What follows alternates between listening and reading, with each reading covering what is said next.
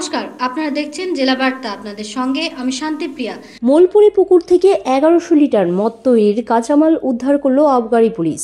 শুক্রবার মোহাম্মদবাজার থানার অন্তর্গত মোলপুর গ্রামে অভিযান চালিয়ে প্রায় 1100 লিটার অবৈধ চুলায় মদ তৈরি করার কাঁচামাল উদ্ধার করল আবগারি পুলিশ।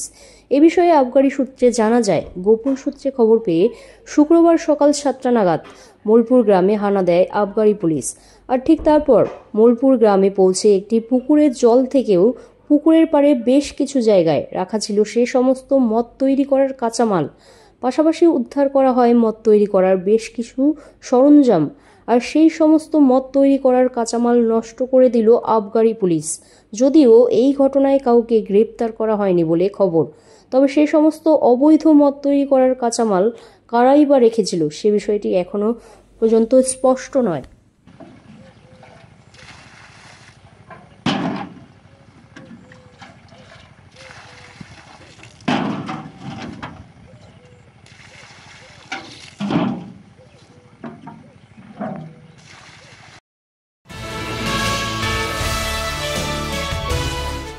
স্কুলের প্রধান শিক্ষককে মারধর করার অভিযোগ উঠল স্কুলের এক শিক্ষকের বিরুদ্ধে। এই ঘটনায় প্রধান শিক্ষক আঙুলে চোট পেয়েছেন। শনিবার আসানসোলের রানীগঞ্জ হাই স্কুলের ঘটনা।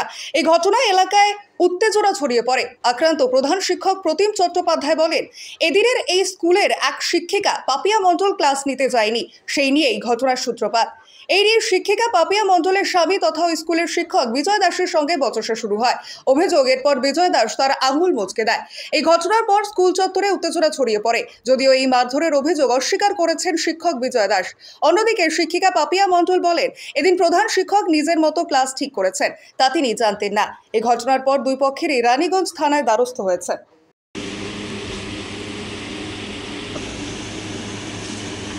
এটা নতুন কিছু ঘটনা, নিত্য নৈমিত্তিক ঘটনা। ক্লাসে যেতে বলাটা আমার অপরাধ। Class second period 10B class দেওয়া হয়েছিল, সেই ক্লাসটা যায়নি। কে সেটা পাপিয়া মণ্ডল। পাপিয়া মণ্ডলের হাজব্যান্ডও এই স্কুলে কাজ করে, নাম হচ্ছে বিজয় দাস।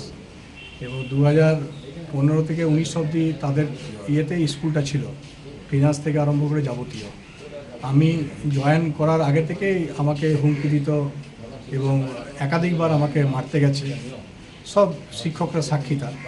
আজকেও সে একইভাবে প্রত্যেকদিনই মারতে যায়। সব টিচারই যে কোনো জায়গা থেকে আপনারা স্কুলের ভেতরে ঢুকলেই বুঝতে পারবেন যে ওদের কি অধ্যত্ত।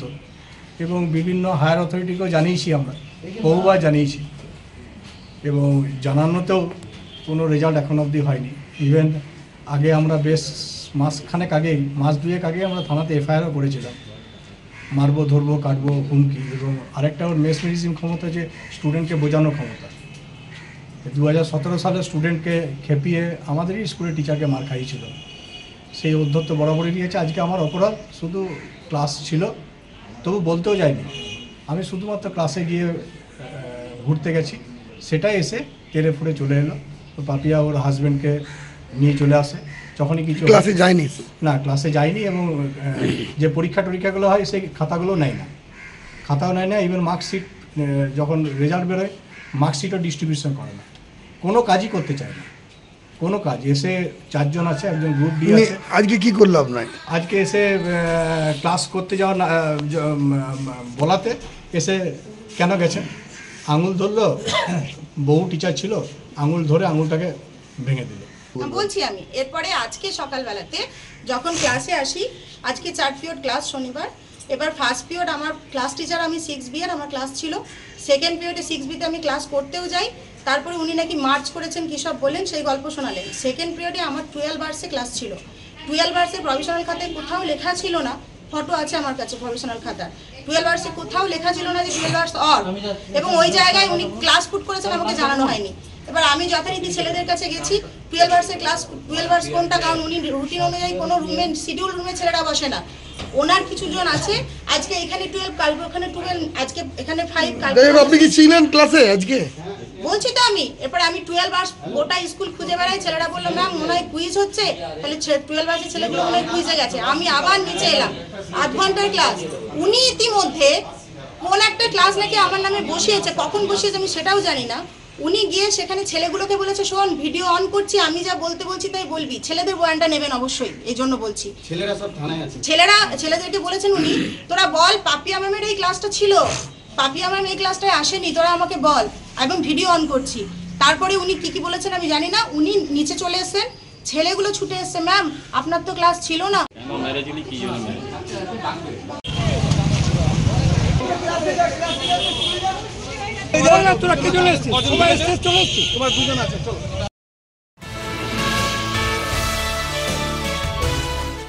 জলাছবি ফেরাতে উদ্যোগ মালদা প্রশাসনে। মালদা শহরের ইংরেজবাজার পুরসভার 13 নম্বর ওয়ার্ডে টিয়াকাটি জলাশয় খনন শুরু প্রশাসনের। কিছুদিন আগেই জলাশয় ভরাটের উদ্যোগ শুরু হয়, সক্রিয় হয় জমি মাফিয়ার চক্র। রাত থেকে ভোর পর্যন্ত চলছিল চুপির সারে জলা জমি ভরাট। বেশ কয়েক বিঘা জলাশয়ের অনেকটা অংশ ভরাটও করে ফেলে দুষ্কৃতীরা। এলাকার প্রভাবশালীদের মদতে জলাজমি ভরাট চলছিল বলে অভিযোগ ওঠে। কয়েক কোটি টাকা মূল্যের ওই জলাজমি ভরাট করে প্রমোটিং এর ছক করা হয় বলে অভিযোগ। খবর পেয়ে নোটিশ জারি করে প্রশাসন। অবৈধভাবে জলাজমি ভরাটের অভিযোগে কয়েকজনের নামে নোটিশ জারির পাশাপাশি এলাকায় বোর্ড ঝুলিয়ে জলাজমি ভরাট বন্ধের নির্দেশিকা দেয় জেলা ভূমি ও ভূমি সংস্কার দপ্তর। ওই জলাশয়ে কোনো রকমের নোংরা আবর্জনা ফেলা বন্ধ বলে আলাদা নোটিশ জারি করে ইংরেজবাজার পুরসভা। অবশেষে আজ সকাল থেকে এলাকায় ট্রাক্টর ও জেসিবি নামিয়ে শুরু হয় জলাজমি পুরনো অবস্থায় ফেরানোর কাজ। জলাজমির মাটি তুলে ফেলার প্রক্রিয়া শুরু করে প্রশাসন। এদিকে ওই জলাজমি থেকে নানা রকম রোগ ব্যাধি ছড়াচ্ছে। ওই জলাশয় সংস্কার ও সৌন্দর্যায়নের দাবি করেছেন স্থানীয় বিজেপি কাউন্সিলর তথা ইংরেজবাজার পুরসভার বিরোধী দলনেতা অম্লান ভাদুরী। এটা ক্লাসিফিকেশন যেহেতু ডোবা, আমরা ডোবাটাকে রেস্টোর করে দিচ্ছি। এই রেস্টোর হয়ে যাওয়াটার জন্য এবং যাতে কোনো শহরের কোনো পুকুরই বোঝানো না হয় সেটারই আমরা ব্যবস্থা দেখছি কি করা যায়। ক্লাসিফিকেশন একটা স্ট্যাটাস হচ্ছে ডোবা জমি, এটার এগুলো হচ্ছে সমস্ত রায়তি ডোবা। হ্যাঁ, অবশ্যই নোটিশ করা হয়েছিল। তো যখন রেস্টোরেশনের কাজটা হলো না রায়তের দিয়ে, আমরাই করে দিচ্ছি। বিএলআর অফিস আছেন, ডিএম স্যারের নির্দেশে আমরা, এডিএম ম্যাডাম সবার নির্দেশে আমরা এই কাজটা আবার স্টার্ট করেছি সরকারিভাবে। আমাদের কাছে তো মোটামুটি মে মাসের সেকেন্ড উইকে আমরা শুনেছিলাম এবং সেই সময় আমরা নোটিশটাও মে মাসেই করেছিলাম এবং যখন আমরা নোটিশ করার পরও কোনো রেজাল্ট পেলাম না, তখন আমরা নিজেরাই উদ্যোগ নিয়ে রেস্টোরেশনের কাজ শুরু করি। কি বলবেন আপনার ওয়ার্ড? বিষয়টি হচ্ছে, আমি কিছুদিন বাইরে ছিলাম, তারপর এখান থেকে কমপ্লেন পেলাম যে পাড়ার লোকেরা করলো যে এখানে জলাজমি একটা, ওখানে কিছু বালি দিয়ে ভরাট করা হচ্ছে। তো আমি আসার পরে এখানে এসে তাদের বন্ধ করে দিলাম।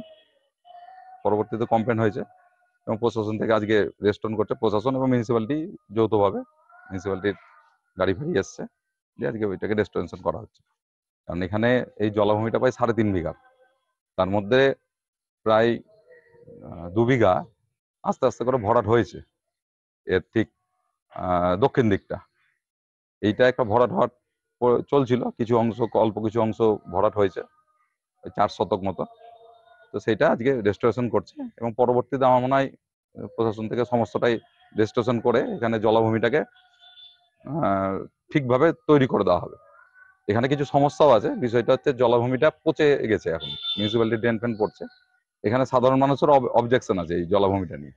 তো এটা আমরাও জানি এবং আমরা প্রশাসনের কথা বলবো যাতে এটাকে সুন্দরভাবে একটা বিউটিফিকেশন করে জলাভূমিটাকে একটা ভালো করা হয়, যাতে এখান থেকে ডেঙ্গু না ছড়ায়, অন্যান্য অসুবিধা না হয়, একটা সৌন্দর্য যাতে বৃদ্ধি পায়, তার জন্য আমরা প্রশাসনকে আবেদন করব।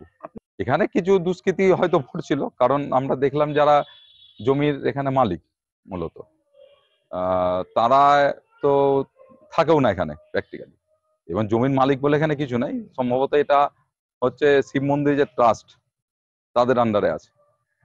স্বাভাবিকভাবে কিছু লোক ভরছিল, আগেও যেমন ভরেছে, কিছু সুবিধাবাদী লোক থাকে যারা এগুলো করার চেষ্টা করে বিভিন্ন সময়। নিয়ে নিচ্ছে একটি ছোট্ট বিরতি, ফিরে আসছি বিরতির পর। সঙ্গে থাকুন ভয়ের সঙ্গে নির্ভয়ে। সিউড়িতে অত্যাধুনিক চিকিৎসা পরিষেবা নিয়ে এলো সৃজন পলিক্লিনিক। ওষুধের দোকান সহ অত্যাধুনিক মানের প্যাথোল্যাব, কম্পিউটার তথা অত্যাধুনিক মেশিনে রক্ত, মল, মূত্র ও থাইরয়েড পরীক্ষার সঙ্গে এখানে রয়েছে বিশিষ্ট চিকিৎসকদের বসার চেম্বার।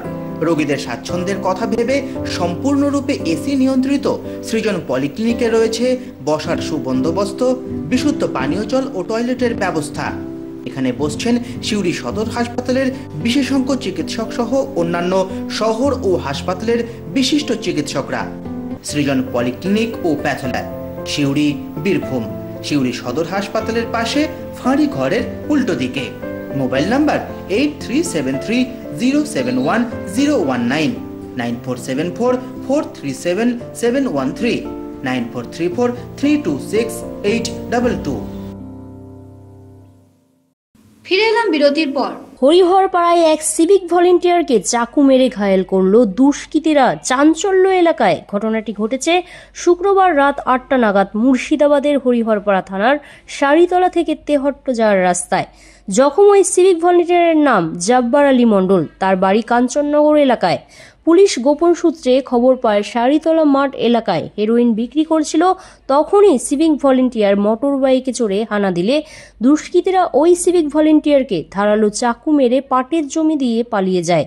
জখম ওই সিভিক ভলেন্টিয়ারকে তড়িঘড়ি উদ্ধার করে নিয়ে আসে হরিহরপাড়া ব্লক প্রাথমিক স্বাস্থ্যকেন্দ্রে, যেখানে তার অবস্থার অবনতি হলে মুর্শিদাবাদ মেডিকেল কলেজ হাসপাতালে রেফার করে কর্তব্যরত চিকিৎসক।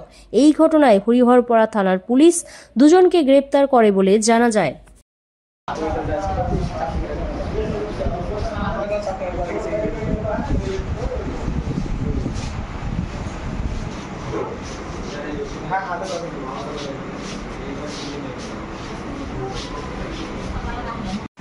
কি হয়েছে বলো? আমরা দুজনে যাচ্ছিলাম সারিতলা মাঠের ওইটাতে। আমরা দুজন যাচ্ছিলাম মোটর সাইকেলে। হ্যাঁ, বাইকে যাচ্ছিলাম, টেউটে দিয়ে যাচ্ছিলাম, ওই দিক দিয়ে ভালো রাস্তা। টেউটে একটা প্রোগ্রাম আছে, ওখানে যাচ্ছিলাম। যার পথে রাস্তায় দুজন ছিল, ওরা হিরোইন দুজনে ই করছিল সন্ধ্যার টাইমে। আমরা ই করতে হচ্ছে তো ওরা পকেটে চাকু ছিল, চাকু হাতে মেরে। দুজন কি ওরা দুষ্কৃতী নাকি? হ্যাঁ, রাজনগর বাড়ি সারিতলা মাঠে ছিল, দাঁড়িয়ে ছিল। তাহলে মাঠ ফাঁকা ছিল নাকি? হ্যাঁ, ফাঁকা। আমার পাটের জমি সব। দুজন বাইকে যাচ্ছিল? বাইকে যাচ্ছিলাম। দেখি ওরা দাঁড়াতে বললাম, দাঁড়াচ্ছিলাম, আমরা দাঁড়ালাম, মানে ফাঁকা মাঠ দিয়ে।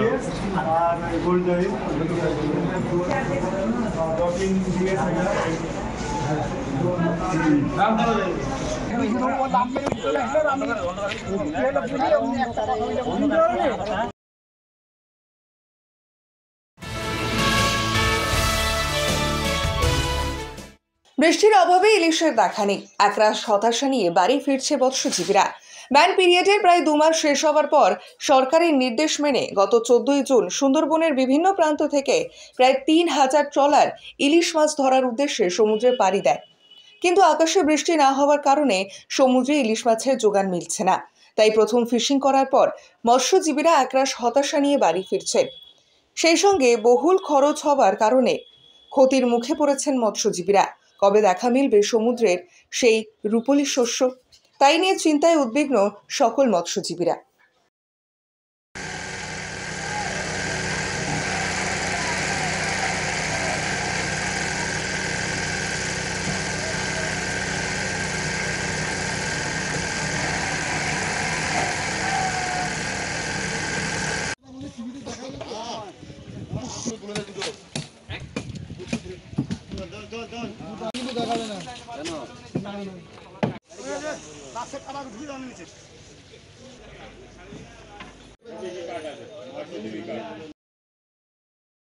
আজকে জেলা বার্তা এই পর্যন্তই। নমস্কার।